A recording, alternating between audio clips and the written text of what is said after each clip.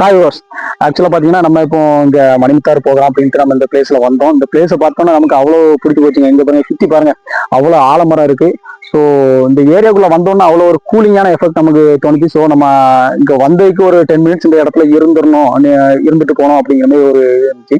என்னன்னா இப்போ இதில் இருக்காண்டி இதை நம்ம காமிக்கிறோம்னா இதே மாதிரி மரங்களை பார்த்தீங்கன்னா நம்ம ஊர் நம்ம இருந்த வீடு அந்த ஏரியாக்களெல்லாம் ரோடு வேலை இதுலாம் பார்த்தீங்கன்னா இதுக்கு முன்னாடி அவ்வளோ மரங்கள் இருந்துச்சு. ஆனா இப்போ பாத்தீங்கன்னா இந்த மாதிரி மரங்கள் எங்கேயுமே இல்லை. காரணம் என்னன்னா நம்ம அதை ஃபுல்லாவே வெட்டி இப்போ அதை ஃபுல்லா நம்ம பிளாட்டா மாத்துறது இல்லாட்டா அதுல வேற ஏதாவது நம்ம உபயோகப்படுத்தி அந்த மாதிரி இது பண்ணிட்டோம்.